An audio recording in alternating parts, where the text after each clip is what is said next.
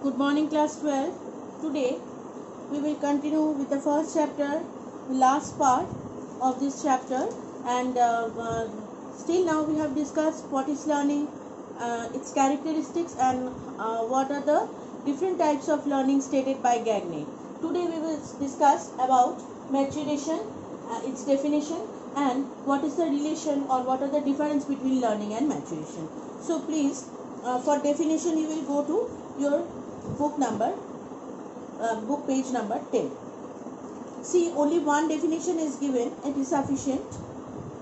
Maturation, according to Kolesnik, refers to the changes, quantitative and qualitative, which results from the natural unfolding of inherited tendencies or actualization of innate potentialities. That means what? Maturation refers to the changes qualitative and quantitative. Means a change. Maturation means it is a type of change which is both qualitative and quantitative. Now what is qualitative change? You are behaving, you are changing yourself, and what is quantitative?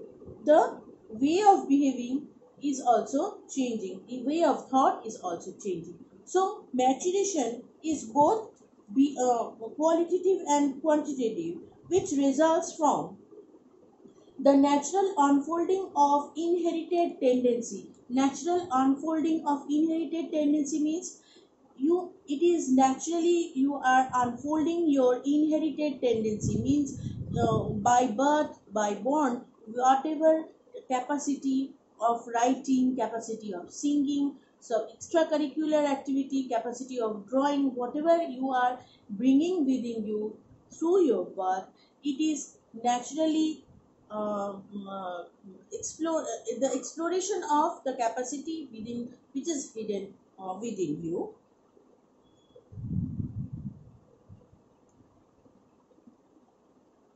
Yes, inherited tendency or actualization of innate potentialities. What is the meaning of actualization? Actualization means when it is becoming true what you have in you, when you are exploring yourself and you are showing it and you are expressing it in front of the society, and all others are knowing about your hidden intelligence, hidden capacity which was dormant inside you.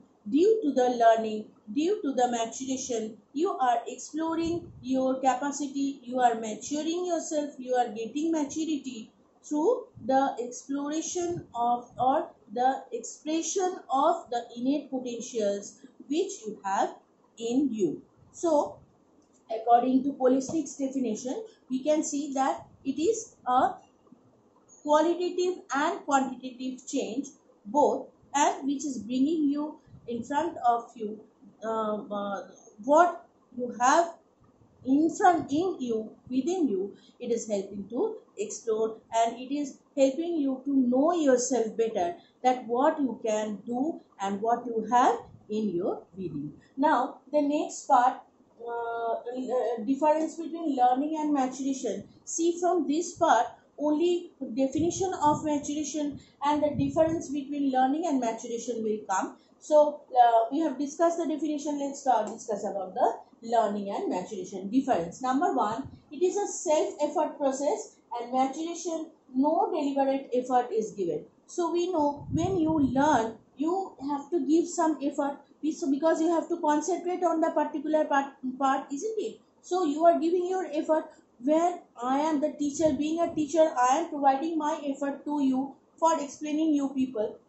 The same effort for understanding the meaning of the learning, what you are learning, what you are going to learn is important. So your self effort is needed, but maturation is an automatic process, and where you don't have to give any deliberate process. This is number. All the differences you will get it in the book, and point for all the 6 points you will get in the page 10 and page 11.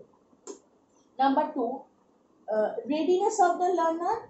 In case of learning, that we all know that we have to be ready to learn, we have to take mental preparation, we have to prepare ourselves for learning, because we have to receive something, isn't it? We have to receive it through our brain, so we have to be ready for that. But in case of maturation, we don't need any type of readiness. Next is self activity based process. here in case of maturation, absence of activity. So self activity and self effort is more or less same thing. Self effort is where you are providing effort, and self activity means you are keeping yourself active. If you become unmindful, what will happen? You will lose the part, you will miss the point, and you will be not able to understand it easily. But in case of maturation, there is absence of activity, because it is without your understanding, without your effort, it is happening. So here in case of learning, it is a self activity based process,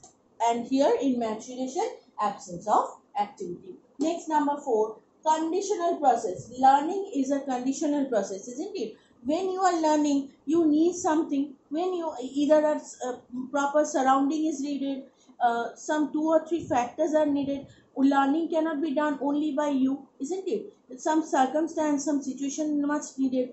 In if you are learning in a school, you need a school building, you need teachers, you need students, and a proper school environment. If you are in a road, you need some other stimulus like car. When you are crossing the road, you are learning something. When you are meeting a new people over there, two human activity is interacting. So when maturation takes place, maturation is a conditional process, because why, sorry, learning is a conditional process, because why, when you are learning, some multiple means 2 or more than that factors work together. But in case of maturation, as I have told, unconditional process, it is called as a, it is regarded as an unconditional process, because you don't have to put any type of effort. No special circumstance and situation is needed. Whatever you are learning, your brain is maturing itself by the natural process. Next point, number 5, controlled by need.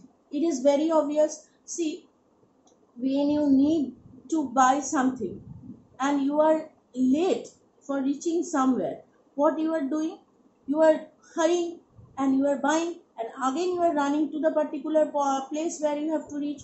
So what you have learned, that yes, from next time onwards, when we need something, we have to be prepared for that, and we have to be ready for that, so that we don't become late, isn't it? So when you need something, you need scissor to cut a paper, you need water to wash your hand. So whenever you feel need, you need to study hard. When you are giving example, these all are different examples of different spheres.